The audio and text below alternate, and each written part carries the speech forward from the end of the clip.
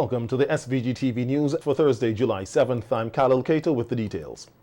CARICOM governments have committed to the need for an intra-regional airline in the face of the demise of LIAT, paving the way for the regional airline to fly again. Prime Minister Dr. Ralph Gonsalves said they are willing to take another shot at reviving a regional air carrier because of the obvious need for such a service. Speaking in an interview with the Agency for Public Information today, Dr. Gonsalves explained the first step will be the consultation of an aviation expert to do a study that will guide the way forward. Put it back together. And that's a decision which we took. And what are the next steps? I had to give you the background. So you will see where we are. What are the next steps? Gaston Brown and I will coordinate as to an aviation expert. Aviation experts have worked for LIAT before. We will select one out of them and inform the other heads of government. And we will get a study done. We'll work out the terms of reference. This morning I'm going to call Isaac Solomon, who is Vice President of the CDB, who was our representative on the LIAT board, to get a few of his people, technical people, for us to work out the terms of reference. We're not asking CDB to pay for this. I'm talking about to do this study in the next steps now. What we have to do to bring everything back together. And we are hoping that we can do that very promptly with this a consultancy firm of aviation experts. The Prime Minister noted that 5 of the 6 independent countries of the OECS are interested, as well as Barbados, and this revival must be a clean slate. LIAT without all the old legacy issues which were dragging you down. Do I believe that if all the governments had been involved, we would have been better able to do the reform inside of LIAT. So that's an immediate next step with the expert, get the terms of reference for them, get the price, and we will share that money for that study. I don't want us to lose the political momentum behind it, because this is not only a technical exercise, it's one of a policy nature, of a political nature. So I'm hoping that in the last week or so in July, that I can get a meeting going, either here in St. Vincent or maybe go St. Lucia, for us to talk through some of the other issues. According to the API, Dr. Gonsalves affirmed that he and the government of St. Vincent and the Grenadines are prepared to have another crack at having a regional airline in the skies. Meanwhile, President of the Leeward Islands, the Leeward Islands Airline Pilot Association, LIALPA, Captain Patterson Thompson, said before making any attempts to revive LIAT, much less establish a new regional airline, Caribbean governments must recognize that there are still more than 600 former employees of the regional carrier out of work and facing severe hardship. According to Nation News Barbados, Thompson, who was addressing the issue on a local radio program, said if CARICOM heads of governments could now have come up with a plan to try to launch a new airline, they could have sat and done the same to save LIAT. Former workers of LIAT, including pilots, flight attendants, and ground handling crews around the Caribbean, are still owed millions in severance and other payments because of the parlous state of its finances, and no end appears in sight to the present saga. LIAT was primarily funded by the governments of Barbados, the main shareholder, as well as Antigua and Barbuda, where it is headquartered, St. Vincent and the Grenadines, and Dominica, but they could not reach an agreement on the settlement of the outstanding financial obligations. Thompson made another impassioned plea for leaders of the shareholder governments to meet with LIALPA and other associated workers' unions to try to solve the issue of the outstanding payments. Venezuela is expected to begin supplying SVG and other CARICOM countries with oil, as regional heads have agreed to resume the Petrocaribe agreement and called for an end to the U.S. sanctions that brought it to an end. This is according to Prime Minister Gonzalez, who was addressing the closing ceremony of CARICOM's 43rd regular meeting of the Conference of Heads of Governments in Suriname, where he was accompanied by Minister of the Public Service, Frederick Stevenson, and Budget Director in the Ministry of Finance and Economic Planning, Ken Morris. PM Gonzalez said on a recent visit to Venezuela, he spoke with Venezuela's President Nicolas Maduro on the topic of resuming the Petrocaribe arrangement. Because of what is happening in Europe, we hear that the United States of America wants to give the Europeans a carve-out, a special carve-out in relation to these sanctions, unilateral as they are, in relation to energy products out of Venezuela.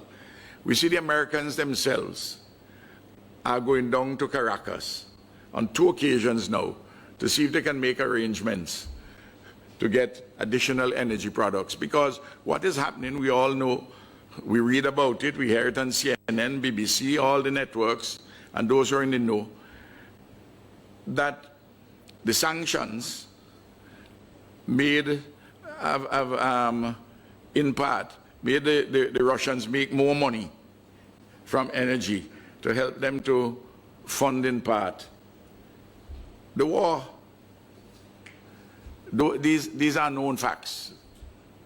Well, you can't on the one hand looking for carve-outs for Europeans. You can't at the same time going to Venezuela looking for some special arrangement to get more oil. And then we are suffering. So it is only natural that we put this issue square on the table. And I can say this. 10 weeks ago I was in Caracas and I spoke to President Maduro about the resumption of the Petrocaribe arrangement, and in fact, the decision has been made for the resumption of it, all things being equal, and with a 35% off the top, up front. Launched in 2005, the Petrocaribe arrangement allowed participating countries to purchase oil at market value, paying a percentage of the cost up front, with the balance paid over 25 years at 1% interest.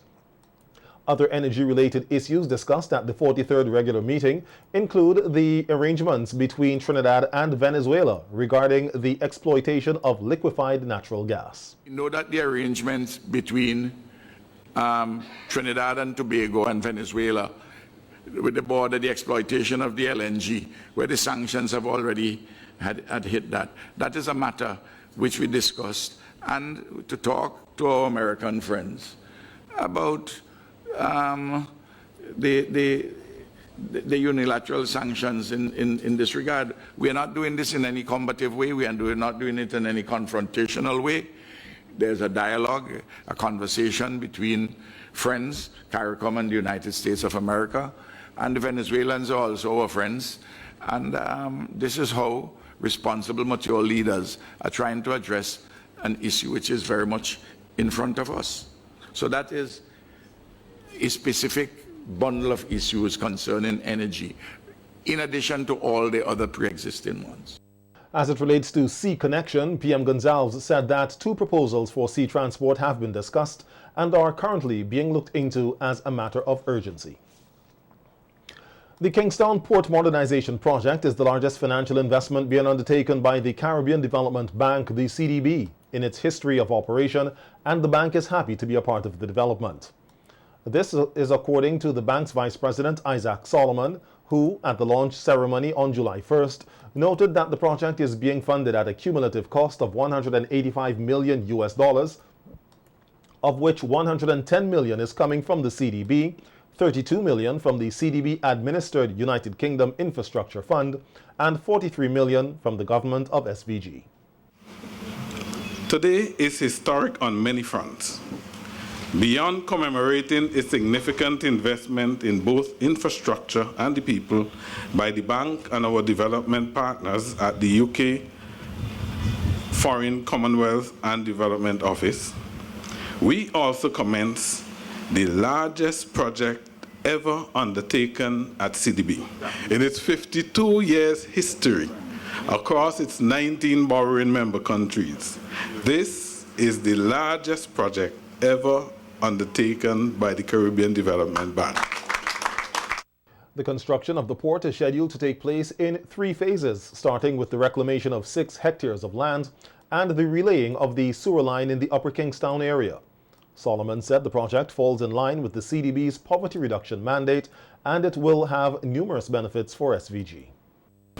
The project will be completed in 2 phases and will improve border security, increase revenue, trade, and economic activity, and strengthen overall efficiency in seaport operations.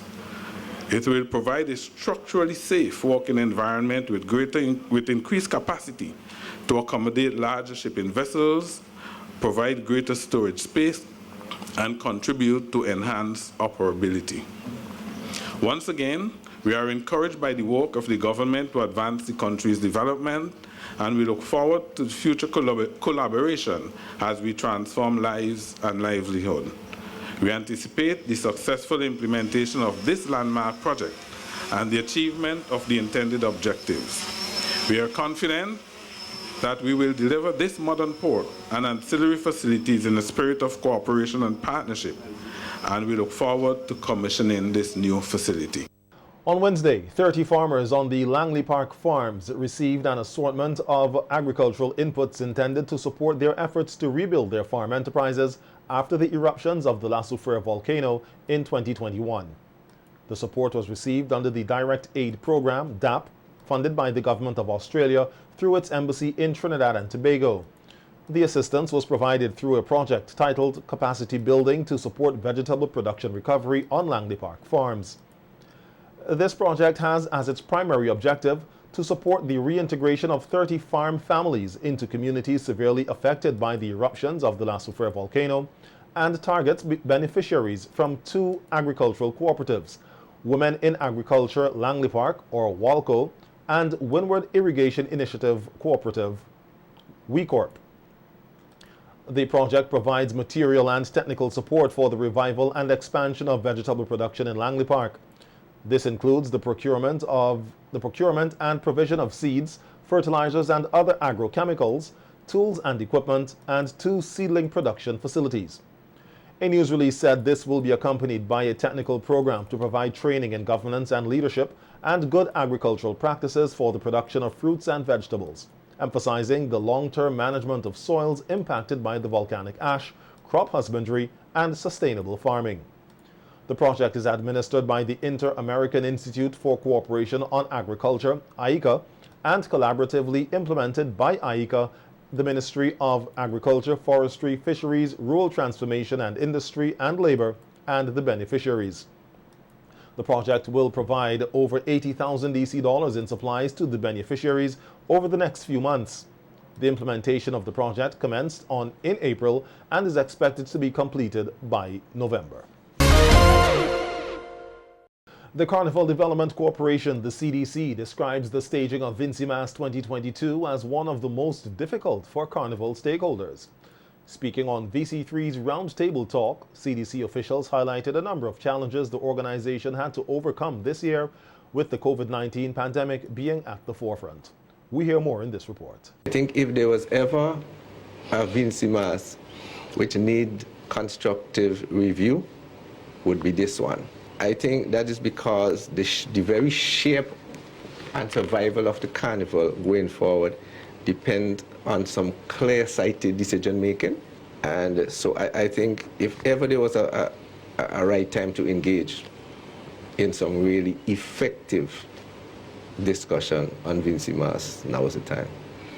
The curtain has come down on Vincy Mass 2022. Staged under the looming shadow of the COVID-19 pandemic, Carnival this year saw a smaller number of masqueraders, spectators, and events. Chairman of the Carnival Development Corporation, Ricardo Adams, says there was much doubt about if Vincy Mass will be a reality this year.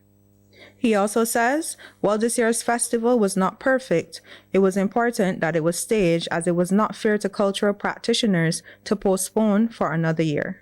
So that really remained as a level of uncertainty. And so like the t-shirt bands were hesitant.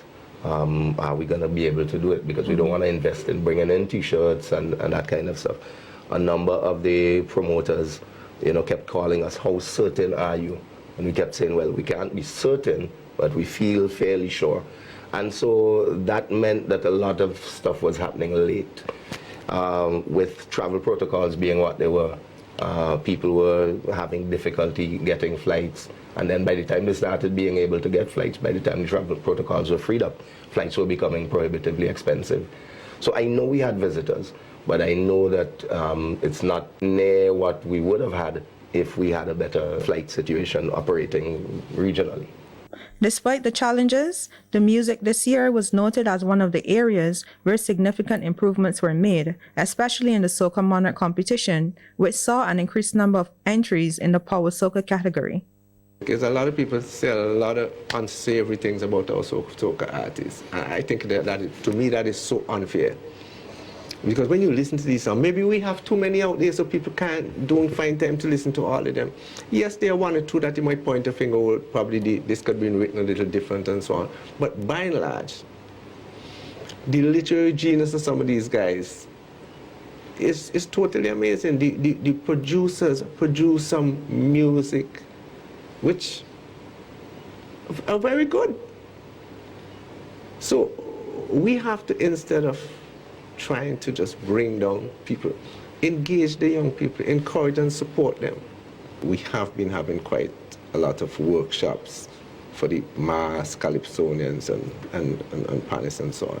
So all of these things really help us to now be in a standout situation where, in terms of our calypso, soca, our pan and our mass, we are thought of as being leaders in the region. The CDC says an area of concern is the increasing number of events being staged by private promoters. Adam says the carnival calendar needs to have a balance between CDC and private events. Our mandate has always been to ensure that the culture of Vincy Mass survives. What has been happening to us is we've been finding more and more private promoters not only coming in on the days, because we generally say, if you're not competing with a CDC show, we generally say, fine, you can have a show. What we've been finding is now private promoters would come in and say, okay, I want to have a show from 7 to 10. And we'd say, fine, because our show starts at 9, so when you finish yours, people can come to ours, etc. And then we find out that they went till 11, 12, 1 in the morning. And that a lot of that has been happening this year. So we're always hoping that we can fill the calendar with a mix of private promoters, events, and Vincy Mass events. The CDC says the hope is that Vincy Mass 2023 can be staged without any of the hiccups that affected this year's shows and events. Reporting for SVG-TV News, Christina Smith. Vincentians are being encouraged to properly examine all banknotes, as the Royal St. Vincent and the Grenadines Police Force said it has received a number of reports of counterfeit notes in circulation. In an interview with SVG-TV News at the Police Annual Crime Prevention Exhibition, Sergeant Carla Tim highlights the difference between real banknotes and counterfeit notes. Inside there's the Pacifics there with the ECCB in there, right? And you see the different Pacifics on the light here. Right. I move across. We have the sexual offences right, unit. Demonstrate We also have the $100 bill I'm persons of the seeing narcotics there. department. I'm going to use it, come to fee $10 and there's nothing there. The Coast Guard. We have the fire department. So that is part of it in the dark. We have persons from Massa and persons from Gibson's and Ace. Yeah, man. I'm just going to show you. And fast cash. So if you want fast cash, you can check fast cash, right? So we are here right in front of the St. George's. If you hold up clearly, something like that, you'll be able to see there are two fishes at the 0 here and at the 50. Yes, crime prevention unit of the police force, right here, bringing you all information that will help you during times like this. Who are blind, be able to use the grill at the top. Different note have different grills at the top, so they'll be able to identify these currencies. In terms of the counterfeit one, you don't have that. It is just plain, and the texture is also different. With the silver metallic, this is hard to counterfeit. This is paper because the silver metallic here. As I show you with the $100 that different Pacifics you can look for when using one of these lights. Here. In the dark you could see it, but now you can't see it. But in the dark you can see the different notes and the ECP going across inside there. And parents are being encouraged to do their part to protect their children against sexual offences during the summer break. The appeal comes from Constable Keldon Daniel of the RSVG Police Force Sexual Offences Unit, who spoke to our news team at the crime prevention exhibition last Friday. Constable Daniel said parents must be mindful of the persons they leave their children at home with, as 99% of sexual offenses among children are committed by persons who are known to the victim. It is important that you teach your children about their body parts, what is expected, what they should allow or not allow some persons to do. Teach them the correct name of their body parts. Help them to know that they can come and speak to you. Trust them, believe them. Now, I want to urge the public also that this carnival season, you have to ensure that your children are safe. Whether you bring them to town or you leave them at home, they must be there, as I said before, with somebody who you can trust. Yeah, a trusted guardian. Also, if you bring your children to town, you have to keep your children in an area that you don't allow your children to consume alcohol. If you know you're going to party in a fete and you're going to drink and you're going to get a van, it is best that you secure your children at home. You understand? Don't leave your children at home alone, because persons will see your children as vulnerable and use the opportunity to assault them in any way at all. Not only for the carnival season. You know, we have a long summer coming up with regards to children. You still have to take these precautions. The child with at home is somebody who is trusted, because 99% of the time a sexual assault is done by somebody who is known, you understand? Because it is not only strangers who assault your children, but family members.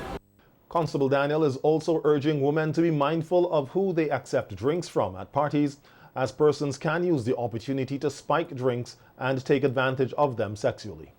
Unfortunately, in regards to adults, when you come to town to party, you have to be mindful of taking drinks from strangers, taking drinks from people that wasn't mixed or open in front of you, and all of that. You don't leave home alone. If you leave and you go to a fete with your friends and you're going to leave with someone else, you have to let your friends know, okay, I'm leaving with XYZ, or tell somebody where you're going, and so forth, so people can know. You walk in lonely areas, you understand? Be aware of persons who are overly nice to you at a party and all, because you have to protect yourself.